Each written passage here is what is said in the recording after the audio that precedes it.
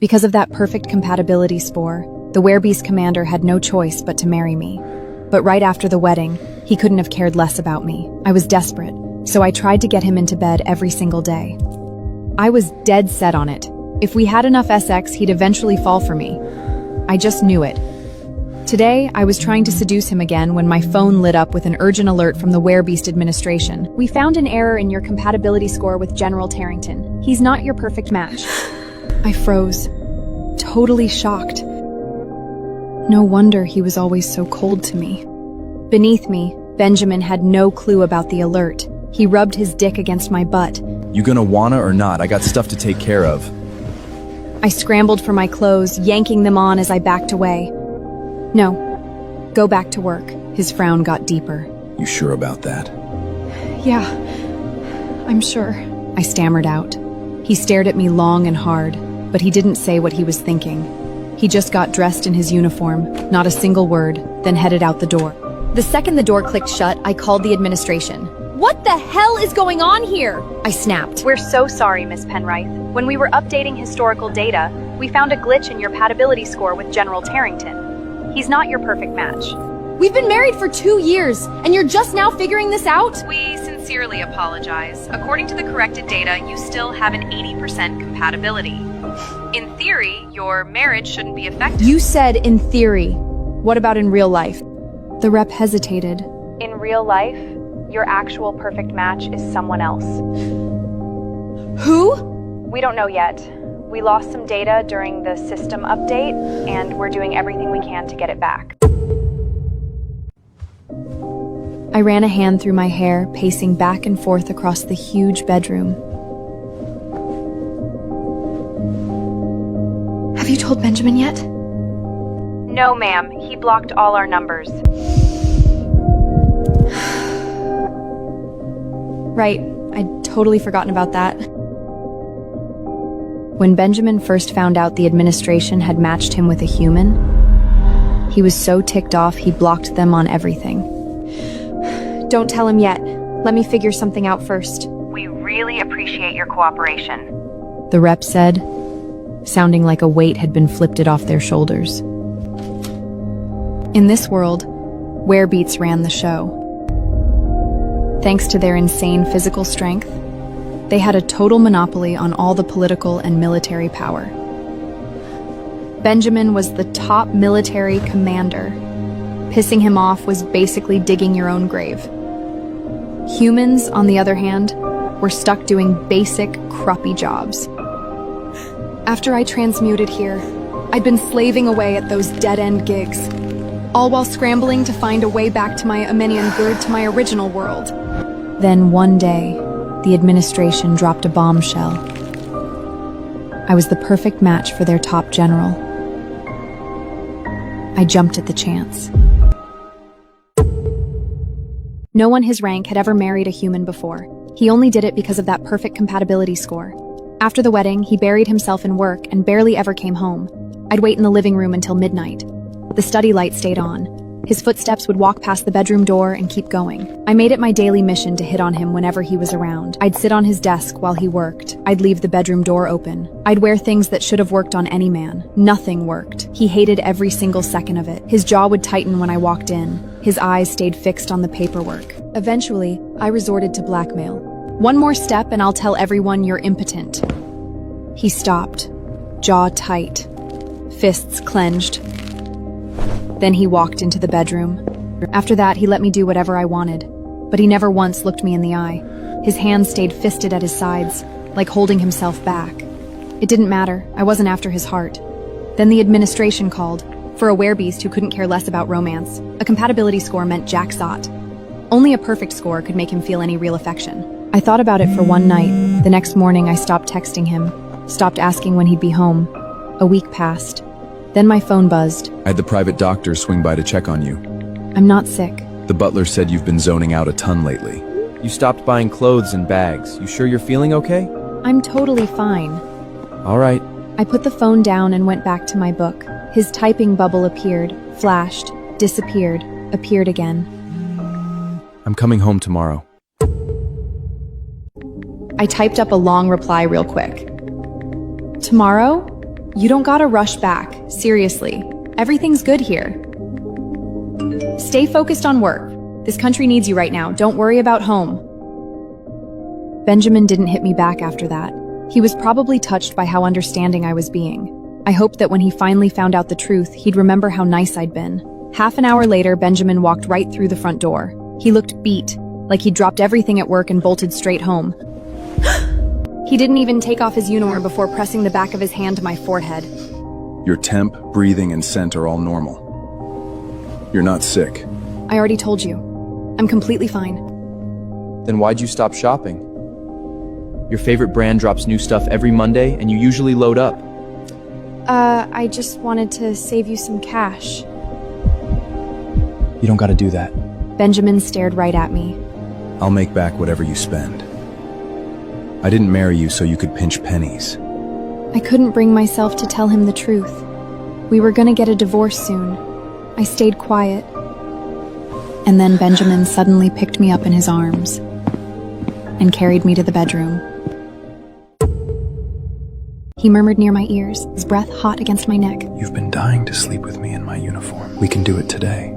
Just this once. I felt his hands slide down my waist, fingers hooking under the hem of my shirt. The rough fabric of his uniform brushed my bare skin. His lips trailed down to my collarbone. His canine teeth scratched lightly, not quite breaking skin, just enough to make me shiver. He pulled me closer, pressing me against the cold metal buttons of his chest. His hips pinned me against the bed frame. No, it's fine! I scrambled out of his grip. I pressed my back against the wall, putting distance between us. His eyes had started to narrow into those vertical slits, the ones that meant his instincts were waking up. You must be beat from work. I'd be a total jerk to wear you out the second you walk in the door. You need to rest. You hungry? I can cook for you today.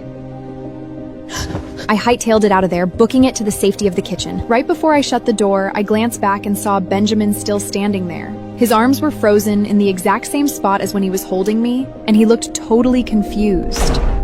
A few minutes later, he wandered into the kitchen. Something came up last minute. I gotta head back and handle it. Okay, go on then. I'll be right back as soon as I'm done. No rush, just focus on your work. You barely ever cook for us. I really want to eat this meal. I looked at him, and a thought popped into my head. I can just bring the food to you when it's ready.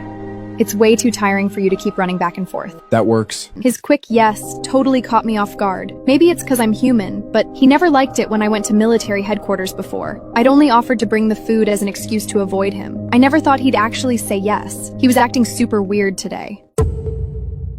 As soon as he left the house, I called our private chef to come take over the cooking. Once the food was ready, I took my sweet time walking over to headquarters. The building was huge and scary, just like Benjamin, the werewolf himself. The whole place felt totally overwhelming. I stood at the closest intersection and called him. I'm waiting at the usual spot. Have your lieutenant come pick up the food. Just come inside. His deep voice rumbled over the phone. I'll tell the guards to let you through. I don't think that's a good idea. This is a top-secret military facility. Civilians aren't allowed in here. Doesn't matter. Nobody's gonna stop you. But I've always waited at the intersection before. Benjamin paused on the other end of the line. Just come inside. Maybe I was imagining it. But his voice sounded a little softer than usual. I really didn't want to go in, though. We were getting a divorce anyway, so there was no point in making myself known now. But Benjamin wasn't the type of guy who takes no for an answer. I forced myself to keep walking. I got a ton of weird looks on the way in.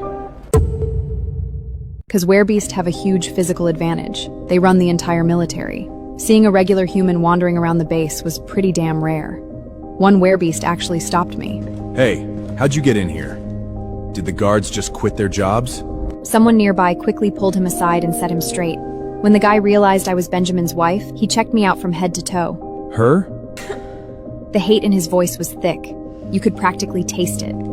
To him, Benjamin marrying me was a total embarrassment. I finally made it to the Supreme Commander's office, only to hear a loud ruckus coming from inside. Benjamin, we agreed we were getting food today. How the hell did you forget again? It was at Sierra Martin. She was a total knockout of a werebeast. Her shifted form was a nightingale. She was also his old mentor's daughter. I didn't find out until after we got married that if his 100% perfect match never showed up, Benjamin would have probably ended up with her. Socially speaking, they were a perfect fit. Sierra stepped closer, her hand landing on Benjamin's chest. She leaned in, her fingers gripping the fabric of his uniform, her voice dropping low.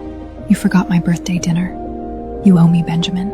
Big time." Benjamin caught her wrist. He was about to push her away when his nose twitched. His head snapped up. His eyes locked onto mine across the room. I was standing in the doorway, holding the lunchbox. You made it! He took a long stride toward me. I need to clear this up. It's not what it looks like. Sorry, I shouldn't have interrupted. He didn't owe me any explanation. If anyone was butting in here, it was me. Did I hear you guys had lunch plans? Perfect timing. The chef, I made way too much food anyway. You two should split it so it doesn't go to waste. I'll let you get back to it. Take all the time you need to catch up. Oh, and Benjamin, if you're swamped tonight, don't sweat coming home. I won't leave a light on for you. Benjamin's brow furrowed into a slow, tight frown. Avoiding his gaze entirely, I turned and hightailed it out of there. Once I was outside, I shot a text to the Werebeast administration. Who's Benjamin's actual 100% match? We still don't know. The files are being fixed, but we can confirm he definitely has one. Came the reply. Well, I had a pretty good hunch who it was. Hurry up and fix him. You guys are painfully slow. Work around the clock if you have to. I need this done yesterday. Around the clock? Never mind. As a mere human, I have no right to demand anything of you. I was just shoving my phone back into my pocket when it buzzed again. By the way, Miss Penrith, if everything goes as planned, your part of the files will be restored real soon. Once they are, I'll shoot you the info on your own 100% match right away. Okay. What's that supposed to mean? Don't ask. That evening, I was perfectly happy being by myself. But surprise, surprise, Benjamin actually came home. I wasn't kidding about not leaving a light on. The living room was pitch black. He didn't even bother hitting the switch. His tall figure just loomed in the dark, right in front of me. I rubbed my eyes and yawned. What are you doing home? This is my house. You gonna tell me I can't come home? That's not what I meant. Tabatha. Yeah? There's absolutely nothing going on between Sierra and me. We never got together, not even in the past. I know people say we were supposed to get married, but that's total BS. I only see her as a fellow soldier. We planned to eat today because it's her birthday. She invited me to a dinner party a while back, and I said yes because I figured there'd be tons of other people there. But I totally forgot about it today. That's why she came looking for me. Benjamin was talking a mile a minute, spilping everything at once, a total 180 from his usual quiet self. Waved a hand dismissively in the dark. It really doesn't matter. You forgot her invite. Did you at least apologize properly? I don't know much about female werebeasts, but girls are pretty much all the same. Just comfort her a little, and she'll be good. Are you like that too? He asked out of the blue. In the dark, Benjamin's eyes glowed a faint green. A dead giveaway his werewolf instincts were locked right onto me. Me? You don't need to coddle me. I'm totally fine. And I meant that for real. Without warning, Benjamin bent down and crashed his lips against mine. He was being weirdly forward, almost aggressive. He hadn't even taken off that dark uniform I loved so much, and its cold metal buttons scraped my skin, sending a shiver down my spine. In the quiet of the room, the sharp click of his belt buckle unfastening echoed.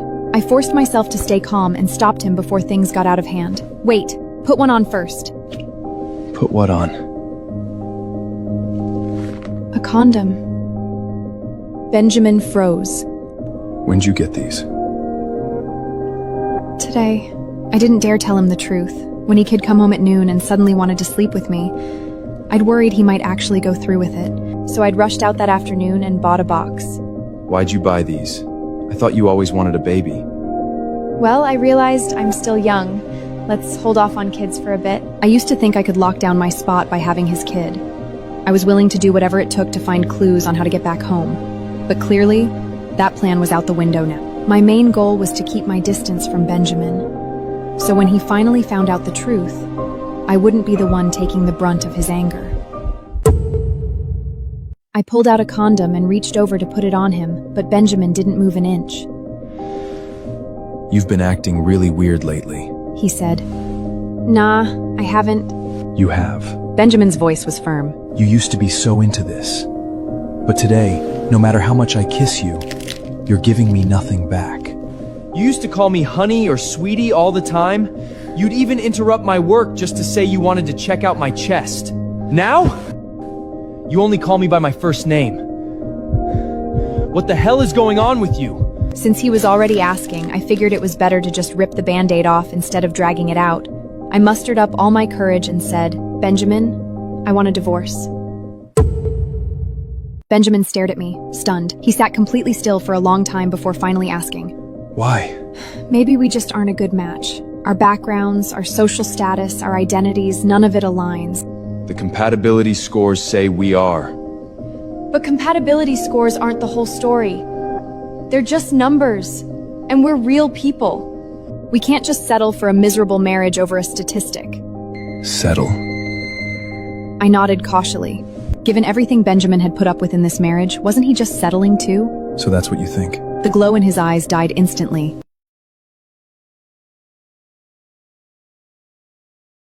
Benjamin stood and pulled his clothes back on. He walked out of the bedroom and stepped onto the balcony.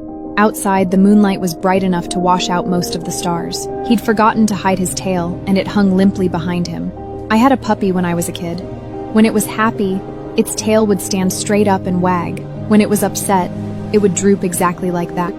Benjamin was upset. Maybe I'd sprung the divorce on him too fast, and he just wasn't ready for it. As the supreme commander of the military, maintaining a flawless marriage on paper was crucial for his public image. A sudden divorce from a highly compatible wife meant he'd be facing immediate backlash from all sides.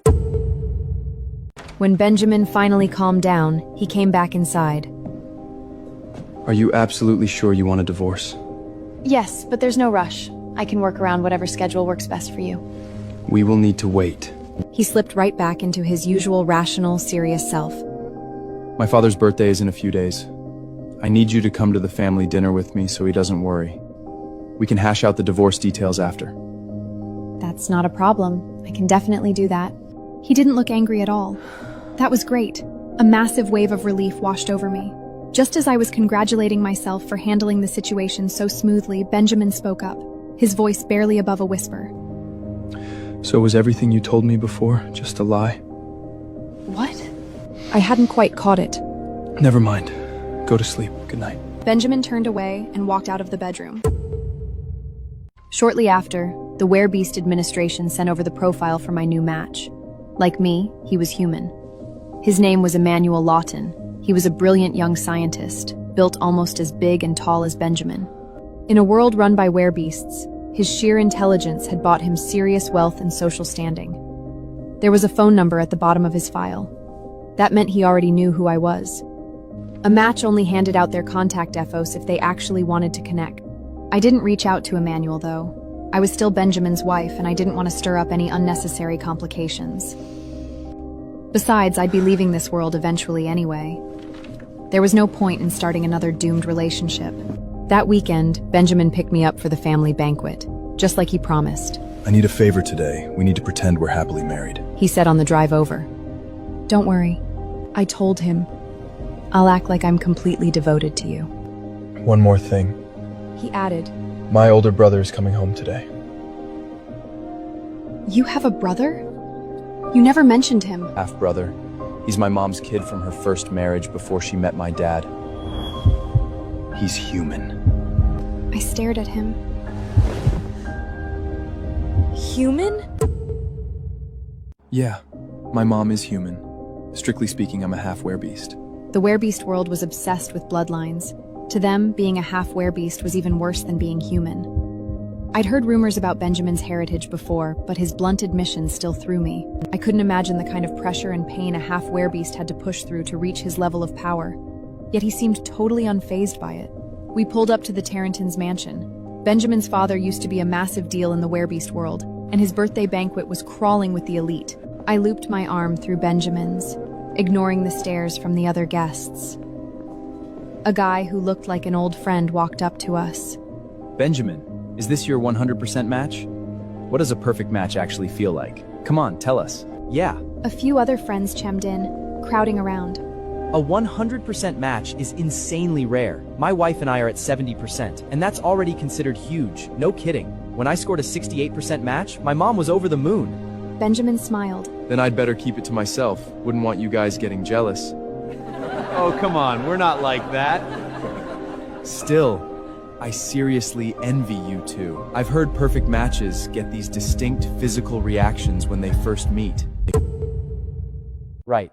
They say you feel this sudden jolt in your chest and your vision sharpens, like you instantly recognize each other without even needing to see the test results. Was that true? That was the first time I was hearing about it. Looking back at when I first met Benjamin, neither of us went through those physical changes. If Benjamin hadn't felt them either, did that mean he already knew our data was wrong? I shot a quick glance up at him, only to find his expression completely calm. He didn't look the least bit surprised. Actually, there's more to it than that.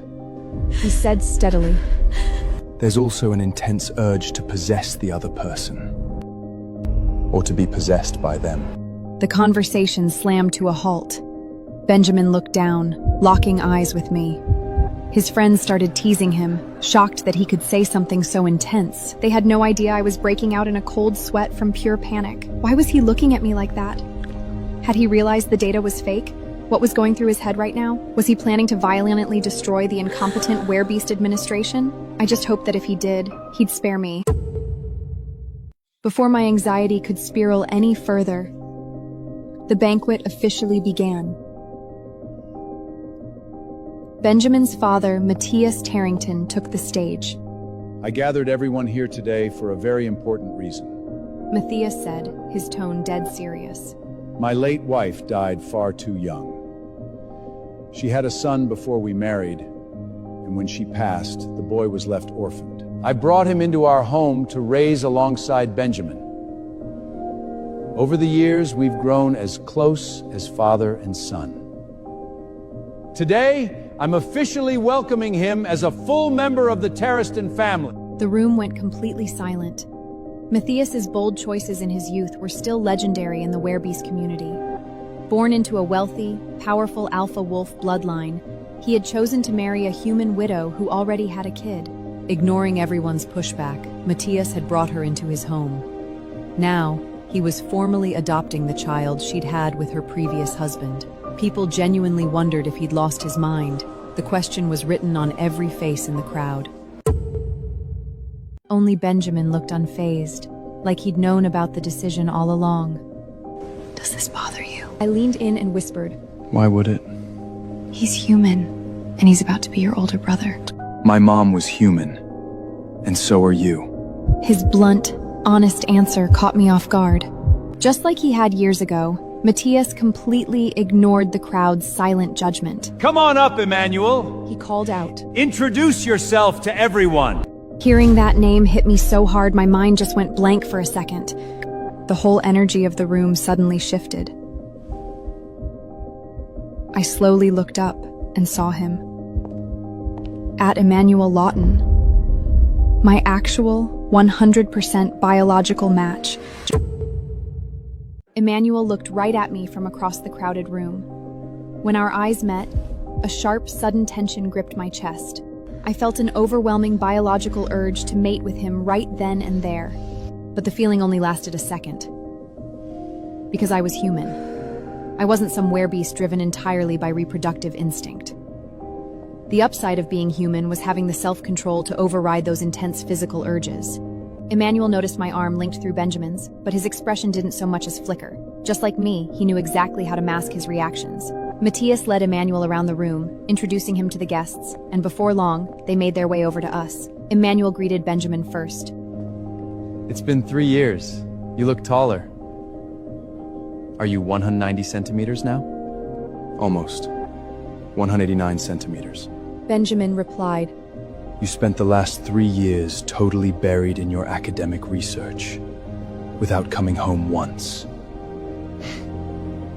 I'm here now, aren't I? Emmanuel shifted his gaze right to me. And who is this? This is Tabitha, my wife. Benjamin said. I invited you to the wedding, but you were too busy to make it. That's on me. I'll have a few extra drinks tonight to make up for it. All right. Since you offered, I'll make sure we drink plenty. Benjamin agreed. Tabitha won't mind, will she? Emmanuel watched me closely, the underlying implication heavy in his voice. I waved a hand, quickly brushing it off. Go ahead. You don't need to worry about me. As the night wore on and the drinks kept flowing, the alcohol seemed to amplify his natural scent, making me intensely, physically aware of him. I excused myself to the restroom so I could slip outside for some fresh air. Breathing in the cool night breeze finally helped clear my head. I sat quietly for a minute until I heard a voice behind me. Tabitha, can I call you that? It was Emmanuel. He kept a polite distance, standing about 3 meters away. I always wondered why my perfect match never reached out. Seeing you today, I finally get it. I offered an awkward smile. The Werebeast administration messed up my data. I honestly thought Benjamin was my 100% match. I get it. It wouldn't be the first time they've screwed up. Benjamin still doesn't know. Please don't tell him yet. He doesn't know? Emmanuel raised his eyebrows in surprise. I had to admit, if I were still in my original world, Emmanuel would be my exact type. Tall, lean, and handsome, with a sharp mind, he checked every single one of my boxes. The Werebeast administration is still struggling to figure out how to notify him. They're incredibly inefficient. You can totally tell they've never worked in a fast-paced corporate environment. I ran a tech startup back home. This kind of slack would have sunk us in a month. Seriously, if I were their boss, I'd put them on permanent crunch mode. They're so bad they'd still miss every deadline, even pulling all nights. Wait a second. I shot to my feet. At the exact same moment, Emmanuel realized what we were saying and looked at me, his eyes wide. You're from another world too? We blurted out in unison, instantly confirming that we were both trans huggers. What is happening? Is this real? Am I dreaming? When did you get here? 5 years ago. You? A little before that. I was born into this world. Dude, that's not a little before, that's way before. Emmanuel's shoulders dropped as he visibly let his guard down. You should have told me we were from the same place. How are you holding up here? Ugh, I hate this Werebeast world. I just want to go home. You'll be able to soon. Wait, what? The whole reason I became a scientist was to find a way back home. I've made a ton of progress. If nothing goes wrong, we can go back really soon. Holy crap! Man, you're incredibly capable. Seriously, that's amazing! The science part is easy enough for me. Emmanuel flashed a popular internet hand gesture from back home, and a massive wave of familiarity washed over me. After all, before I ended up here, I was the youngest person to ever get published in a top-tier academic journal. Wait, that was you? I think I read the articles about you.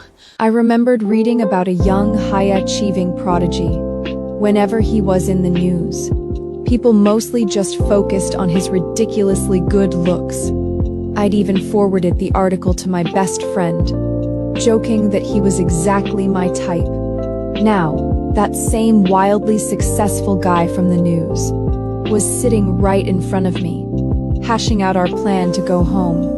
The more we talked, the more hyped we got. Neither of us even noticed someone walking up behind us. Tabby, so this is where you are. Benjamin stepped out from the shadows of the room.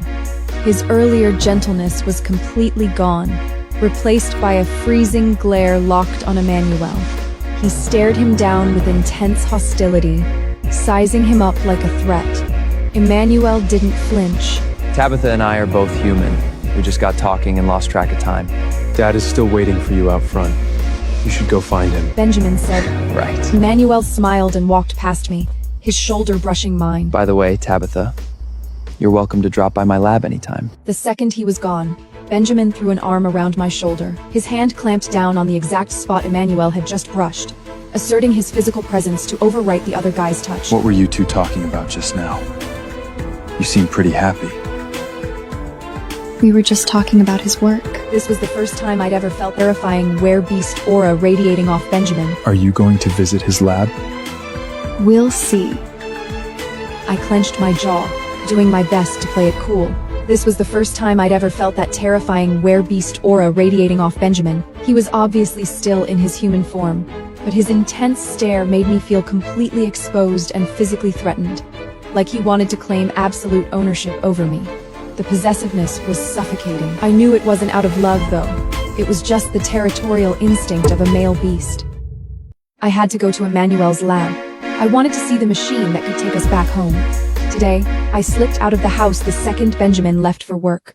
Emmanuel showed me his research data, and it gave me so much hope. The hours completely flew by in his lab. It wasn't until later that evening when I checked my phone that I realized I had dozens of missed calls and texts from Benjamin. Is Benjamin looking for you? Yeah. Didn't you say he wasn't really all that affectionate with you? Who knows what his deal is lately? I sighed. Maybe his possessive male instincts are just acting up. Emmanuel hit the lab lights, and we headed out together. Benjamin was waiting for us right at the bottom of the stairs. He must have been standing there a while. His eyes were noticeably red. The guards told me you were here. He said, I didn't believe them, but here you are. Sorry, I said. I haven't been checking my phone. Benjamin's gaze shifted to Emmanuel. He looked like he wanted to say something, but bit his tongue. Instead, he held his hand out to me. Are you done? Can we go home now? I walked over to him without a word, my mind still stuck on the experiment I'd just watched. Emmanuel chimed in. Too bad I can't take you home today, Tabitha. Come back tomorrow, and I'll show you something else interesting. Benjamin tensed instantly, yanking me tight against his chest. She isn't coming back tomorrow. I wouldn't be so sure about that. Meeting Benjamin's death glare, Emmanuel just smirked. You know, Benjamin, you sent me an invitation to your house a while back. Why don't I come over today? Now isn't a good time. That's a shame. I really wanted to see where Tabiantha and you live. Don't you have your own house? Benjamin snapped. Why do you need to see ours? Actually, I don't. Did you forget? My parents are dead. Emmanuel shot me a wink, faking a hurt expression. I didn't expect him to bring up such a painful subject. Tabby, does he always treat you this poorly? Don't call her Tabby. The air between them grew incredibly tense. Benjamin's pupils narrowed into vertical slits, and his fangs extended. Relax, I was just joking. Emmanuel said, You're so protective of your wife, Benjamin. What would you do if someone took her away from you? That will never happen. I love Tabby very much. She loves me. Benjamin hesitated. He couldn't quite bring himself to say she loved him very much. Emmanuel smiled. I envy you guys. But you know, the Werbeast administration reached out recently. Turns out, I've got a perfect match, too. He stared dead at me the whole time he spoke. It was a blatant provocation. Benjamin shifted his massive frame to physically block Emmanuel's line of sight to me. I have no problem killing you right here, Emmanuel. Things were spiraling fast. Snapping back to reality, I tugged on Benjamin's sleeve. Let's go home. I finally managed to drag him out of there. Once we were sealed inside the car, Benjamin broke the silence. Taby, you shouldn't have been meeting him behind my back. Why not? You're my wife, and you just spent the whole day alone in a locked room with another male? His heavy breathing filled the quiet car. I could practically feel the heat of his anger. He was highly distressed, clearly fighting off whatever he was picturing had happened in the lab. But we're getting a divorce anyway, aren't we? I said, pointing out the obvious. We agreed to hash it out after the family dinner. Is that really what you want? A divorce? He demanded. Because of him? Not because of him. I have my own reasons. At first, I'd wanted a divorce because our matching scores were wrong. But now, I just wanted to go back to my own place. Since he didn't really care about me, I figured I'd give him his freedom back before I left. Benjamin didn't say another word. I assumed he was already mentally drafting how we were going to announce the split. But the second we walked through our front door, he grabbed me and hauled me straight into the bathroom. What are you doing? I asked. You're taking a shower. You smell like another male, and you need to scrub it off. We're throwing these clothes in the trash. I can wash myself. No. I don't trust you to do it right. Benjamin stubbornly scrubbed every part of my body, completely ignoring how the shower was soaking straight through his own shirt. His behavior was erratic, and his pupils had narrowed right back into those vertical slits. It seemed his jealousy had triggered his mating cycle prematurely. When we finally got out of the shower, he grabbed me a change of clothes. I recognized the outfit instantly. It was the exact one I'd planned to wear to seduce him, the day we found out about the error in our compatibility test. Benjamin didn't give me a chance to argue. He just dressed me in it himself. I hadn't realized how terrifyingly intense a werebeast could be when their heat hit early. The outfit barely had any fabric to begin with, and after he tore it off me during sex, it was nothing but scraps. Thinking we were finally done, I nudged him away. Go get changed. You're dripping wet and it's uncomfortable. Benjamin left to change, but came back in his fully buttoned military uniform, right down to the leather thigh straps for his holster. Completely dressed and totally expressionless, he pulled me back into bed and kept going until I was completely exhausted. You're hiding something from me. He murmured. He was crying. Tears dripped onto my skin, and for the first time, I realized a Wolf's tears could be searingly hot. You looked so happy talking to him. Are you going to be with him after we divorce? And even if it isn't him, there'll be other guys, won't there? Let's just stay married. Please. The night only ended when I finally passed out from pure exhaustion. When I woke up the next morning, Benjamin was still there. He seemed a lot calmer than the night before. He dropped to one knee, helping me pull on my socks while I rubbed my aching lower back. The silence between us was awkward, especially since I genuinely enjoyed the sex too. I was just about to say something when his phone rang. It was his adjutant. General Tarrington, we have a situation. Keep it under control, I'm on my way back. No, sir. It's not the military. It's your compatibility results. Benjamin left for the Werebeast administration. Hours passed. I waited at home, my mind racing. When he finally walked back through the door, he was holding to pages. His grip was white-knuckled on the paper. He sat down across from me and told me everything. The entire administration building had been cleared out.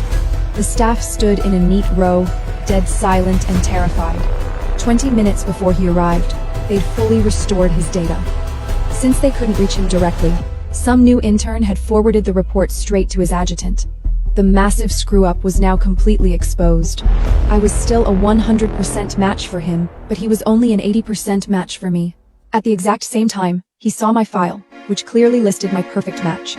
Emmanuel Lawton, Adriel Gorney, the elderly bureau director, sat trembling in his wheelchair. General Tarrington, I take full responsibility for this mistake. I'll pull my oxygen tube right now to apologize. Benjamin just stared at him blankly. Leave your oxygen alone. I only have one question. Ask away, sir. Where exactly am I losing that 20%? Everyone expected him to start yelling. No one saw a question like that coming. Adriel hesitated, looking incredibly uncomfortable. Do I really have to say it? It involves highly personal details. Tell me. According to our comprehensive analysis, your physical conditioning is simply too extreme for Mrs. Penrith. Benjamin frowned. What does that mean?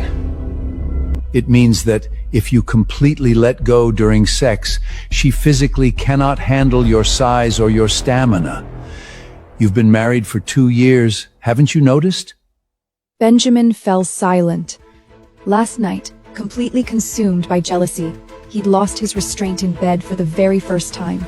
The night had ended with my eyes slipping shut. He assumed I'd just passed out from exhaustion, but the truth was, I'd completely blacked out. What else?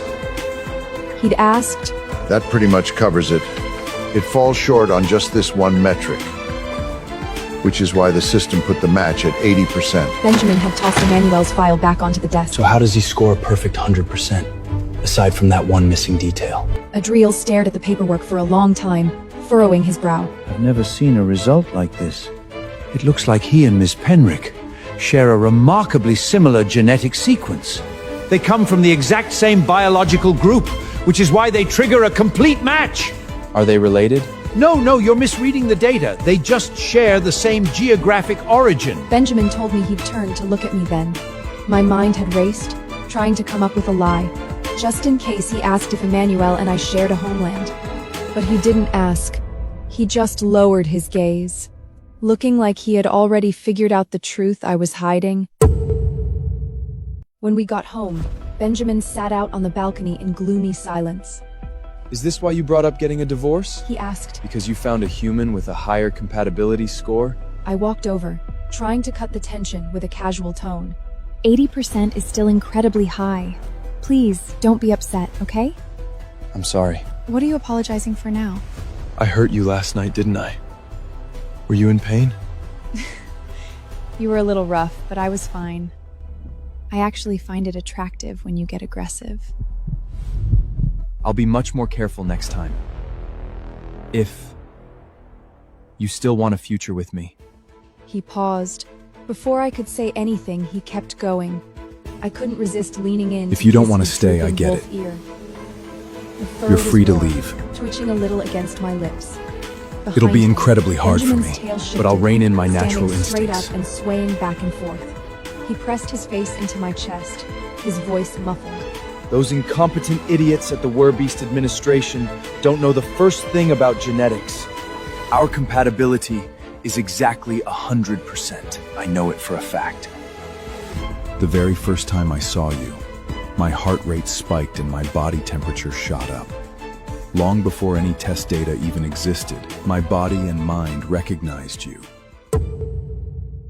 Many words hovered on the tip of my tongue, but I could not bring myself to say them. I asked, Since you have these reactions to me, why do you always act so indifferent? Sorry, Tabby, actually, there is a reason for all this. Let me take you somewhere. Maybe then you'll understand.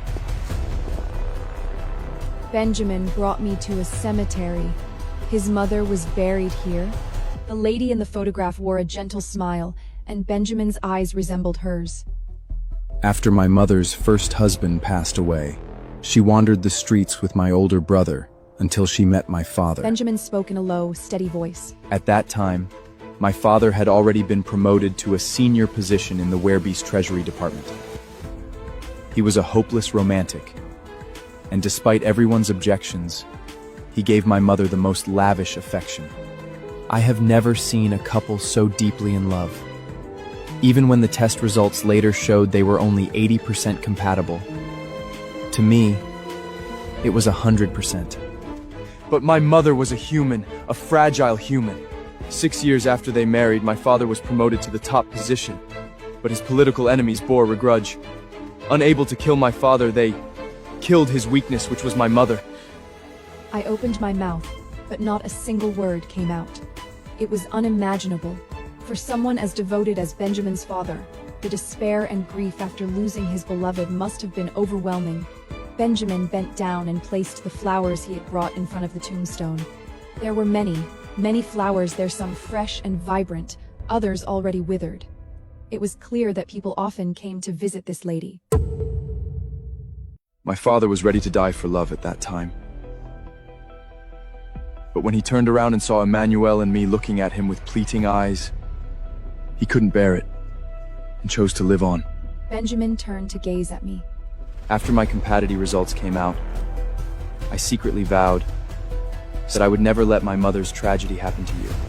I pondered. So? You don't let me go to headquarters, and you rarely travel with me? Yes. My work is even more dangerous than my father's. Only by doing this can I protect you. Then why did you block the Werbeast administration? I didn't block them, just deleted them. We've all found our matches, so there's no need to keep them. I never intended to remarry. But after you came home, you still seemed a bit distant with me. You forgot Werbeasts have extremely sensitive senses of smell.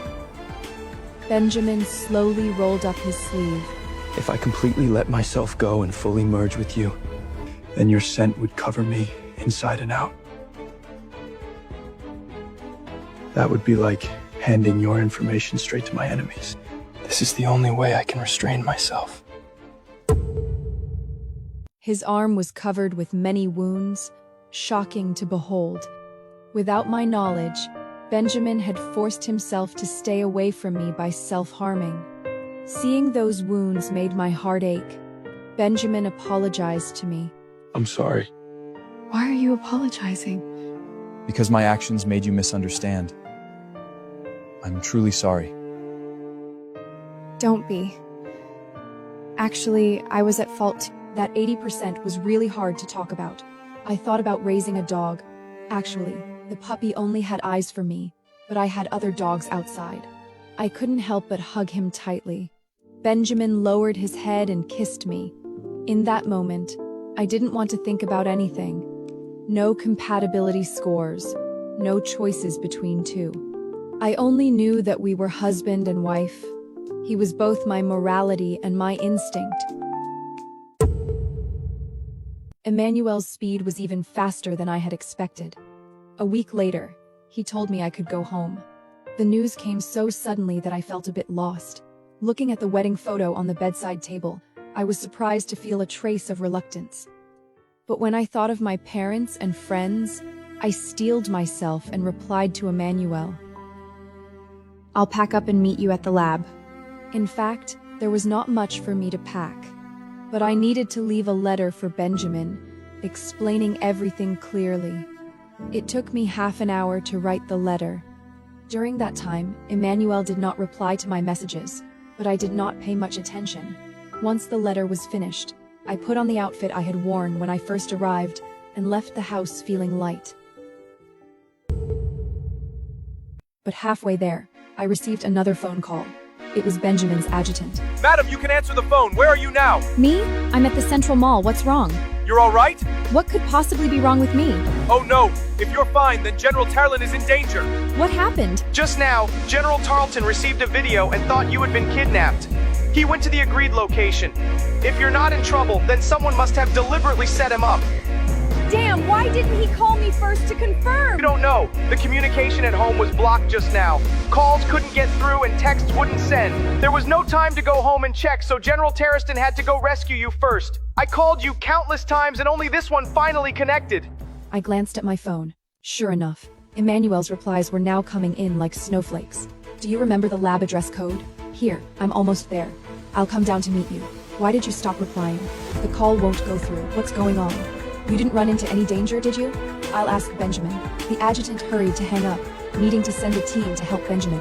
I had never realized that the real choice was right here. One step forward would be the road home. But behind me was Benjamin, whose safety was uncertain. It was just like when I first accepted this match. It took me only a second to make my decision. Give me Benjamin's address. When I rushed to the abandoned factory, memories of the little dog I had raised as a child resurfaced in my mind. People always favored their first dog, even though I knew that other breeds might be prettier and more pleasing to me. But I simply could not forget it, because it had given me my first sense of companionship and warmth. Benjamin was the same. He was the first person who had looked at me with those wet, earnest eyes. How could I bear to let those eyes be clouded because of me? The factory had long since been abandoned. I had no idea where Benjamin was at that moment. I activated all my senses, silently praying in my heart. That 80% compatibility, please guide me. Suddenly, it felt as if all my cells opened up. I seemed to have acquired the same sense of smell as a werebeast, swiftly catching every trace of scent in the air. I found it. My running speed increased, my movements became agile, and I evaded the patrols of the rebel forces, locating the already injured Benjamin in the warehouse with precision. He had managed to contend with the rebel forces single-handedly. Though he was wounded, he had fortunately escaped unharmed. Tabby? You're all right? Thank goodness. Benjamin immediately pulled me into his arms, letting out a sigh of relief. Since you're safe, you should have stayed home. You shouldn't have come. If I hadn't come, would you have kept risking everything to search for me? Benjamin pressed his lips together, not denying it. It seems I made the right choice coming here. The adjutant's messages could not be synchronized here, since the rebel forces had the means to interfere with the signals at home. They naturally had the means to interfere here as well. People outside were searching for him. They checked each room one by one, and soon they would reach this room. Just then, an explosion sounded outside. One by one, old-fashioned robots marched out from the darkness, then detonated themselves in succession. The sudden chaos threw the rebel forces into disarray, forcing them to halt their search. I saw, in the darkness, the figure controlling the robots. It was Emmanuel. Benjamin said. Reinforcements have arrived. Emmanuel is your reinforcement? This is the factory where our mother worked before she passed away, specializing in robot production. Emmanuel grew up here as a child, and he knows better than anyone how to operate these robots. He's responsible for detonating them, distracting the rebel forces. When did you plan all this? There was no plan. Benjamin shook his head.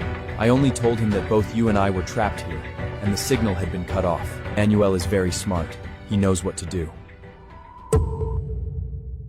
As they spoke, Emmanuel had already run beneath the window and opened a portable cloud-soft bed.